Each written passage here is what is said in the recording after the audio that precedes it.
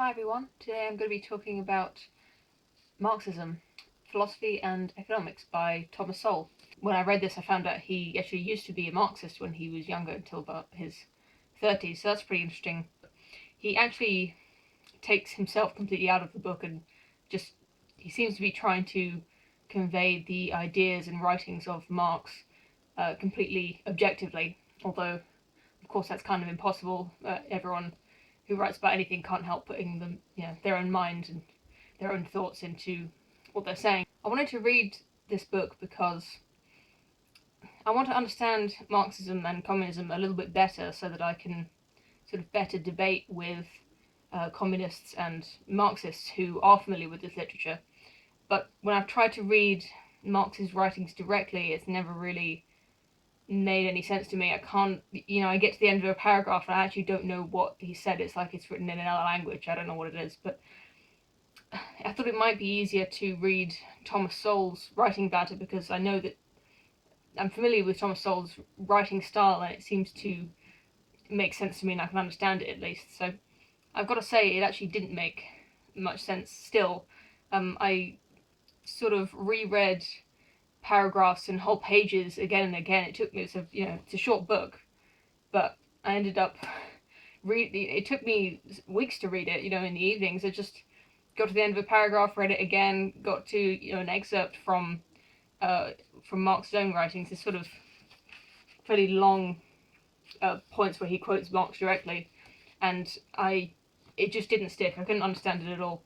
And I don't think it's the language it's being written in either, because I read The Wealth of Nations by Adam Smith, which was written in the century before Marx was writing, and that, at least, it wasn't exactly easy to read, but at least I could understand what he was saying and the ideas made sense to me. And maybe that's just because I'm more of a classical mainstream economist reader and I'm sort of primed to understand those ideas, but I did learn some things. Even though it was hard to understand, I stuck with it and I really tried to get whatever I could out of the book, and maybe I'll read it again in a few years and try to understand it properly. But what I did get was a few extra ideas about communism that were kind of unique to Marx, in the sense that they don't get repeated as much these days by modern communists. The sort of the ideas that Marx came up with that he thought were as important as the labour theory of value and the workers owning the means of production, all things you hear communists these days talk about. But what I haven't heard much is people talking about how Marx was in favour of capitalism. He kind of liked capitalism, but as an alternative to feudalism, or as a stepping stone from feudalism. He appreciated capitalism as a way of making a nation wealthy. He actually read The Wealth of Nations by Adam Smith, and he quite liked it. And his book, his writings were kind of, he thought of them as a kind of evolution from Adam Smith. Sort of, he thought that capitalism was kind of great, and it was better than feudalism, which came before, and capitalism was a stepping stone to get to socialism and communism, which he thought was always ever nigh. They said at one point in the book that Marx and Engels, in their writings to each other, Marx and Engels pointed out signs of the revolution starting 70 separate occasions in their letters to each other over their lifetimes, which kind of shows you how imminent they thought the revolution was going to be for their entire lives. I do wonder, in a sense, if Marx was right about capitalism giving rise to socialism or communism, or just some other kind of social order of hierarchy and creating value and jobs, but not in the way that he said it. But I wonder if the advances in automation will eventually lead to commodities and socially necessary commodities being so cheap that people can afford to work part-time or working very little. I'm not talking about, in 10 years, or, just when driving cars become invented. I mean, 100 years from now, or 500 years from now even, if it takes that long to automate everything that could possibly be automated, it will just, I expect, just make everything so cheap, everything you need to buy. You'll make building a house so cheap, it'll make farming cheap, it'll make, of course, driving cheap, deliveries and transporting goods, it'll make that incredibly cheap. And maybe people will become satisfied with the amount of money they can make in half the time or a quarter of the time they do now, because they'll be able to buy much more with that same amount of money. Which is, of course, and all of these innovations are, of course, led by capitalism, by innovation, and by businesses trying to save money, but selfishly trying to save money by automating processes that they would otherwise have to pay people for, which is kind of what Marx was saying about the socialism being brought on by capitalism. Although it wouldn't really be socialism, it would just be everyone working very little or not at all for and having a very comfortable life. I wonder how much people who like Karl Marx these days really understand the ideas that he was talking about. Maybe they did much more reading than I did, or maybe they are smarter than I am, or I don't know. But I really find it hard to believe that everyone who's ever said that capitalism is evil really understands the economic ideas of Karl Marx. Marx wasn't an idiot. He was well educated, and he kind of knew his stuff. He did a lot of reading about economics.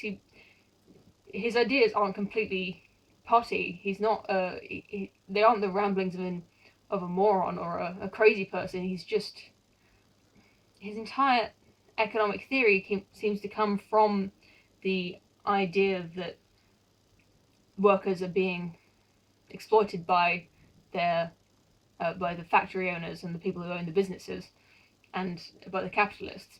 And then he built a whole world around that idea to make it possible that could be the case. I mean, the last chapter of the book is called Marx the Man, and it goes into Marx's biography, how his life played out and what he was really doing at the times when he was writing.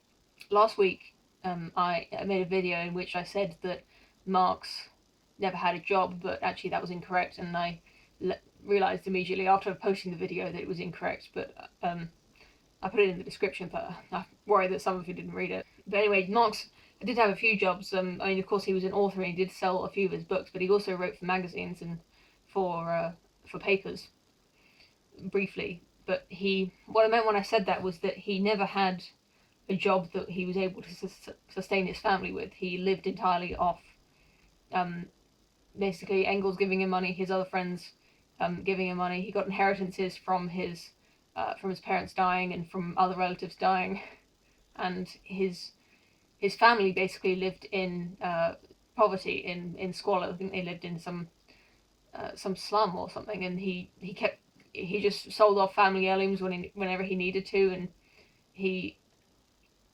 kind of lived he practiced what he preached. He didn't want to be, well, I don't know obviously, but it seems like he didn't want to be exploited for his labor. Or Sowell says that his family's living conditions was much worse than just a laborer or a job that anyone could have got better. An unskilled laborer could have lived better than Marx's family did, and it wasn't just because he didn't have a job. His inheritances were spent much faster than they should have been, and he speculates that Marx was probably bad with money. But Engels, his friend, who's frequently mentioned in the book, probably about as many times as Marx is mentioned, Engels is also named. It's kind of amazing that Marx is so much more well known than Engels, considering they had the same ideas at the same time. They basically co-wrote everything that Marx wrote, or Engels helped a lot. But they were really good friends. But Engels was a capitalist. He was kind of had capitalist guilt, I think.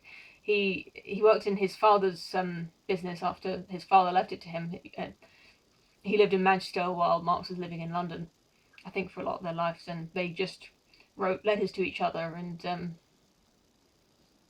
they had this intellectual relationship where they shared ideas, talked about the upcoming revolutions and what what communism was going to be like and how capitalism was terrible. Well, all the time Engels was basically running a factory that his father had built. I kind of envy that that relationship they had. I just by coincidence I listened to an episode of Econ Talk where they were talking about Adam Smith and David Hume. They had this similar relationship where they lived on opposite sides of Scotland and wrote to each other a lot. And I think that's really sweet. Thinking about having a friend like that who you don't get to see very often, but you write these long letters about ideas and about current affairs too. I think that's what I'm trying to replicate with my YouTube channel. Trying to get my ideas that aren't by no means finished. I'm not writing a book here. I'm just expressing my ideas so that I can hear what other people have to say. And it's one thing to just read a book like Marxism by Thomas Sowell and just learn what Thomas Sowell had to think about it, but then also to put what I learnt in it through the filter of my own brain and then out into you, and then get to hear what you thought of what I said, and then say something back, and you get. I think that's a really efficient and interesting way of gathering lots of different ideas and learning.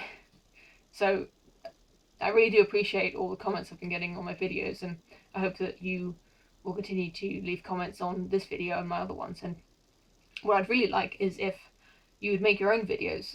In the early days of YouTube, there used to be a response section that was just people responding in video form to other people's videos. And although that sounds a bit dated and probably wouldn't be used that much now if it was still a feature, I do kind of wish my videos had a response video section underneath of maybe people debunking my videos or just expanding on what I'm saying. Like the comments are great, but what I really want is a sort of long form reply to what I'm saying, just to get a sense of another person. So what I've been telling all the people who write me messages and say they've been thinking about making videos is you should absolutely do it. If you're sitting out there watching this and thinking maybe I should make a video, then yeah, you should. You don't have to make it a response video to me, but please just make a video about whatever you want.